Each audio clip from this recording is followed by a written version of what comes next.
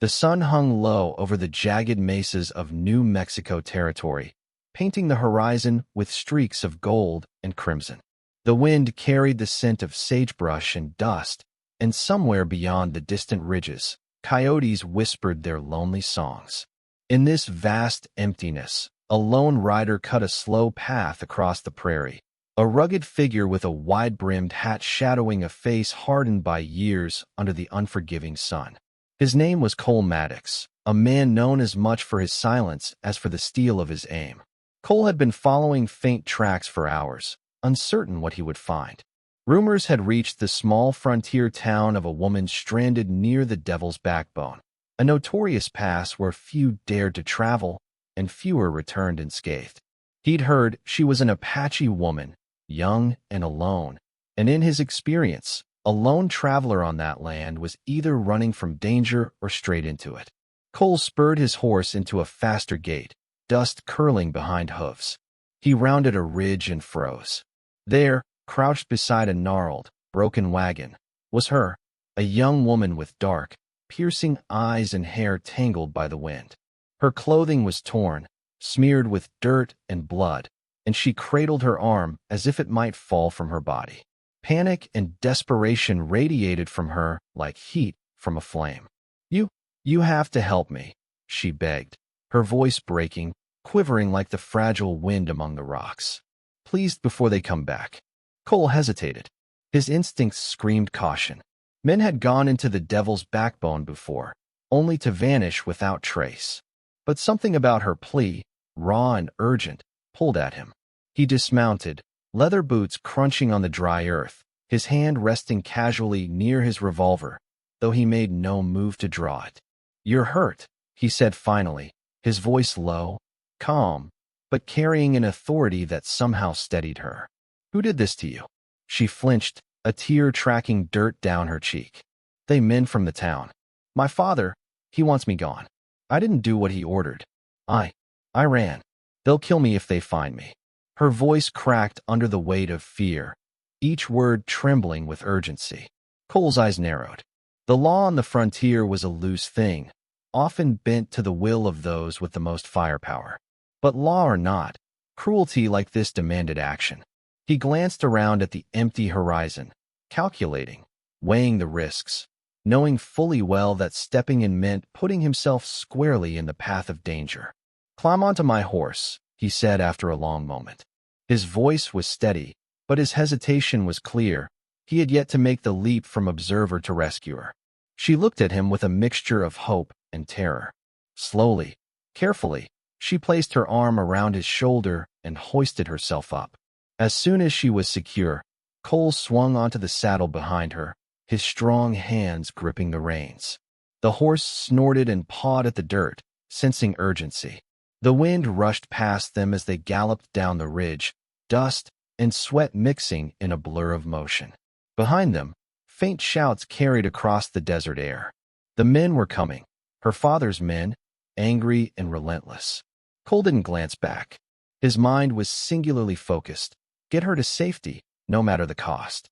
His heart pounded, not from fear, but from the fierce knowledge that he had chosen to step into a story that wasn't his own, and yet, in some strange way, it now was. For the first time in weeks, perhaps months, the Apache woman dared to hope. She clung to him, her breath hitching with every gallop, and whispered again, You really will help me?" Cole tightened his jaw. "I said I would," he replied, his tone carrying a quiet conviction. "And I don't break promises." Above them, the sky darkened with the early approach of twilight, painting the land in shadowy blues and purples. Danger was behind them, uncertainty ahead. And yet, for the first time in a long while, Cole Maddox felt the stirring of something he had almost forgotten. A cause worth risking everything for, a life worth protecting at all costs. Night was creeping over the desert, a deep velvet that swallowed the horizon and turned the mesas into ghostly silhouettes. The only sounds were the pounding of hooves and the rasp of the wind against the canyon walls. Cole guided his horse carefully, knowing that even the smallest misstep could spell disaster, not just for him, but for the woman clinging to him. The Apache woman, whose name was Nayeli, pressed herself against Cole's back, her small frame trembling, partly from exhaustion and partly from fear. The jagged path through the devil's backbone was treacherous, lined with hidden drop-offs and loose stones that threatened to throw horse and rider into the abyss. "You're quiet," Naeli said after a long silence. Her voice was soft, but carried a steel that belied her apparent fragility. "Most men would have left me. Or worse." Cole's eyes stayed on the path. "I don't leave people to die," he said simply. There was no boast in his tone, only certainty. Naeli let out a shaky breath. She wanted to ask why, wanted to understand this man who had hesitated, then risked everything for her. But words seemed fragile against the darkness and the danger pressing in from all sides. As they navigated a narrow ridge, the sound of distant hooves reached them, an echo rolling across the canyon like a warning drum. Her father's men were not far behind. Cole's hand instinctively rested near his revolver, ready to draw at a moment's notice. But he was careful. Any sudden movement could startle the horse or provoke a misstep. "How far to the next water?" Naeli asked, voice tight with urgency. "Not far," Cole replied, scanning the rocky horizon. "There's a spring beyond that bluff. We'll rest there. Then we keep moving. They'll tire before we do." The words seemed to reassure her, though fear still clouded her wide, dark eyes. Cole noticed it, the subtle tremble in her grip, the way she shifted closer as if trying to anchor herself to his steadiness. As they descended toward the spring, Cole's mind raced. The desert was unforgiving.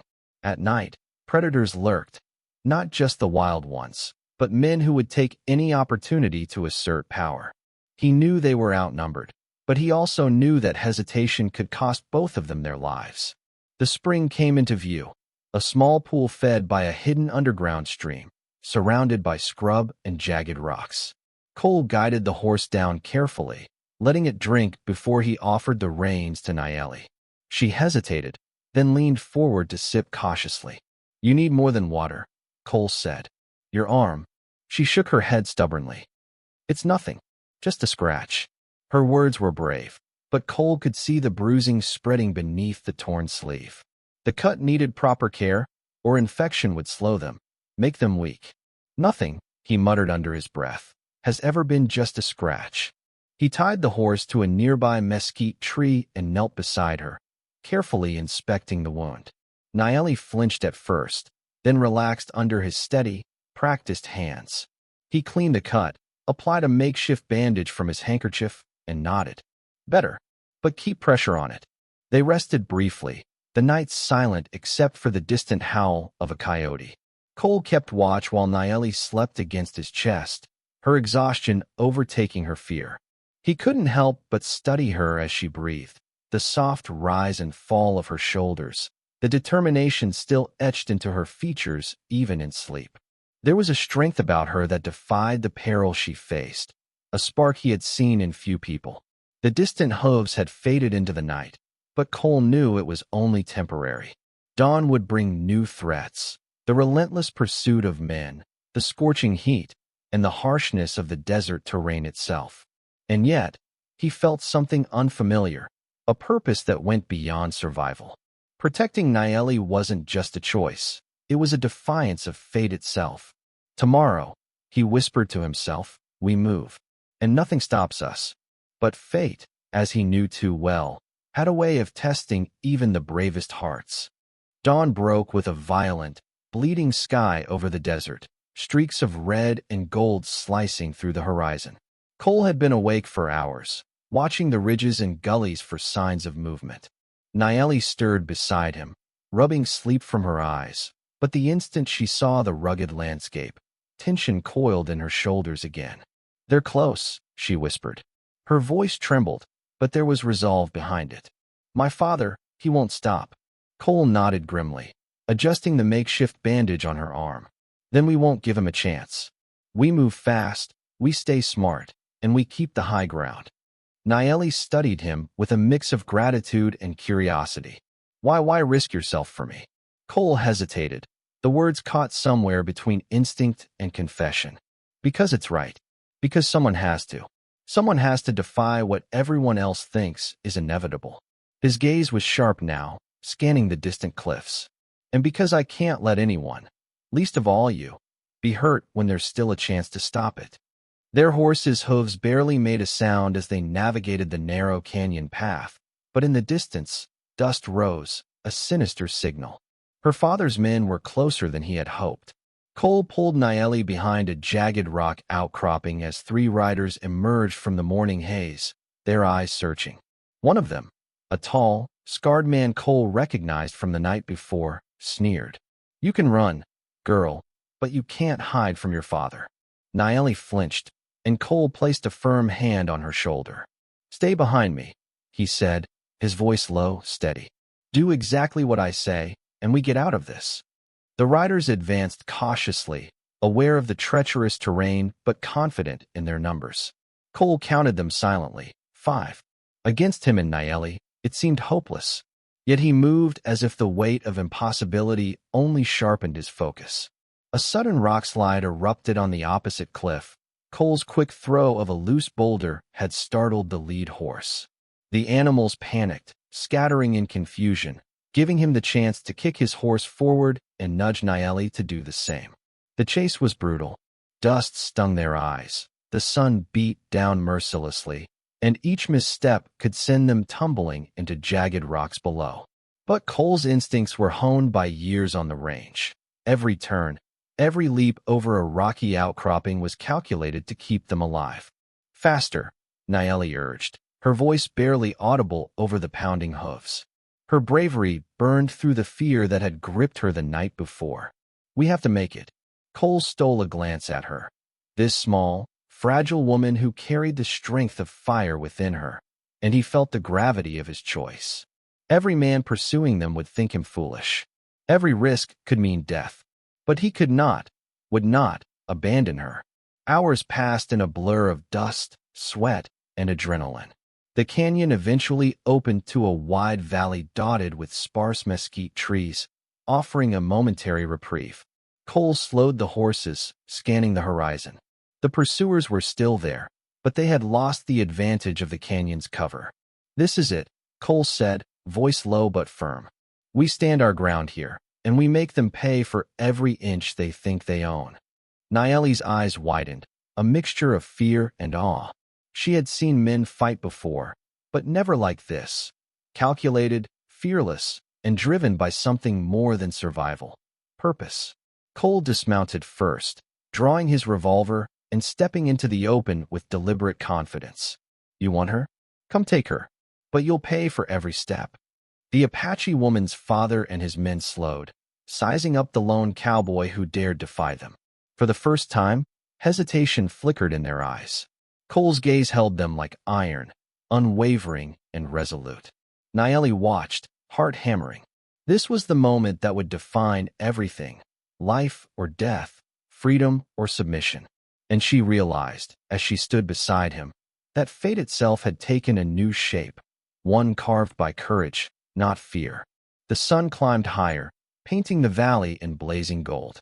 Cole took a slow breath, the weight of his decision settling over him like a shield. Whatever happened next, he had chosen to defy the world for her. The valley was silent, except for the wind rattling the dry branches and the tense, measured breaths of those standing in its center. Cole's hand rested on his revolver, but he did not fire. Every muscle in his body was taut, every sense alert. He knew that the first move could determine everything. Naeli's father, a broad-shouldered man with a weathered face and eyes like steel, stepped forward, his whip coiled in his hand. "You dare defy me, cowboy," he growled. His voice carried across the valley like thunder, shaking the dust beneath their feet. Cole's jaw tightened. "I'm not here to challenge you for the sake of pride," he said, voice calm but carrying authority. "I'm here because she asked for help, and I intend to give it." A sneer twisted her father's lips. "She is my daughter. She belongs under my hand, and you," he gestured violently toward Cole, "are nothing but a fool if you think you can stop me." Naeli's heart pounded. She wanted to run to Cole, to beg him not to get hurt. But she stayed rooted, realizing something deep within herself had shifted. She wasn't just someone to be protected. She had strength too. Cole slowly uncoiled his stance, eyes never leaving the man before him. I don't care about pride or money or reputation, he said, voice low and steady. I care about right and wrong. And what you're doing, it's wrong. I won't let it continue. Her father raised the whip, the leather hissing through the air like a warning snake. Then you'll die with her at my side. In a heartbeat, Cole's instincts took over. He lunged to the side, grabbing Nayeli and yanking her behind a large boulder. The whip cracked against stone, sending splinters flying. The other men shouted, drawing their pistols, but Cole was faster, drawing his revolver with an almost fluid motion honed by years on the frontier. Shots rang out, echoing across the valley. Dust and pebbles erupted around them. Cole fired with precision, taking care not to hit Nayeli but sending the closest pursuer sprawling. Nayeli ducked instinctively, heart hammering, but watched in awe as the man who had seemed so ordinary moments ago became a force of determination and courage. The standoff intensified.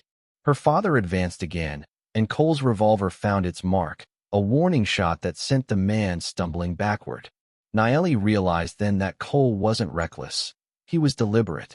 Every move was calculated to protect her while forcing her father to see the consequences of his actions. Finally, the tension broke. Her father's men hesitated, unsure whether to risk another confrontation.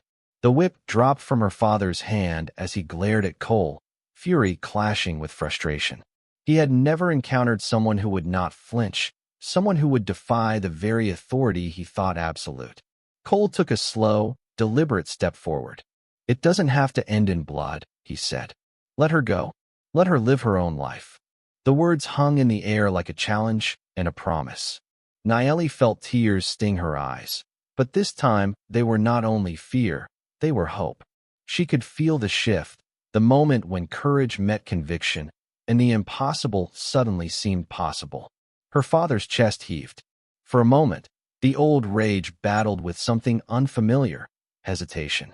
And in that moment, Cole had already won more than a fight. He had carved a space for Nayeli's freedom in a world that had tried to deny her. The wind had settled, leaving the valley in an eerie, expectant silence. Nayeli's father stood a few paces away, chest heaving, whip dangling uselessly in his hand. His men had retreated slightly, eyes wary, realizing that this confrontation was no longer theirs to control. Cole lowered his revolver slowly, keeping his gaze fixed on Nayeli's father. It ends here, he said, voice steady. No more threats. No more violence. You can leave, and she walks free. Her father's jaw tightened, and for a heartbeat it seemed as if the stubborn pride of decades might ignite another battle.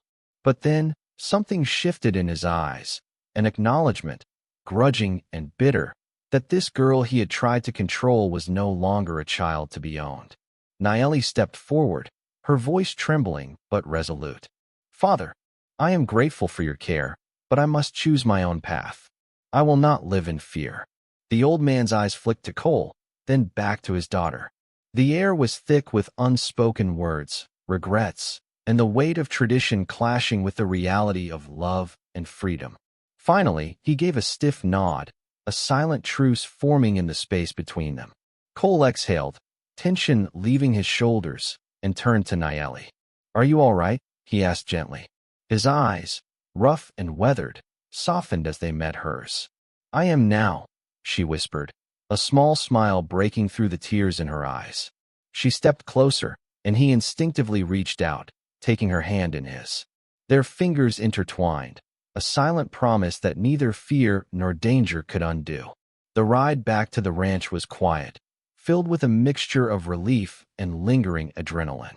Nayeli leaned against Cole, feeling the warmth and strength of his presence. For the first time in her life, she felt truly safe, not because someone else controlled her fate, but because someone chose to stand with her, to protect her freedom without asking for anything in return. At the ranch, Cole helped her down from the horse, and she turned to face him fully.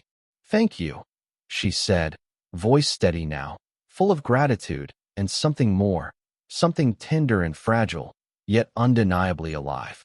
Cole's rough hands cupped her face gently. No thanks needed, he murmured. I did what anyone should do. I did what was right. But both of them knew it was more than that. It was courage. It was defiance of a world that too often crushed those who dared to dream of something different. It was the beginning of something neither had expected, but both had been silently longing for. As the sun dipped below the horizon, painting the sky in shades of amber and rose, Nayeli looked out over the land. Freedom had a name, and it walked beside her now. And for Cole, the man who had hesitated but chosen to act, there was a quiet satisfaction in knowing that sometimes the bravest thing a cowboy could do was to protect not just a life, but the hope and heart within it. The wind carried the promise of tomorrow, and for the first time, Nayeli and Cole faced it together, unafraid, unbroken, and undeniably alive.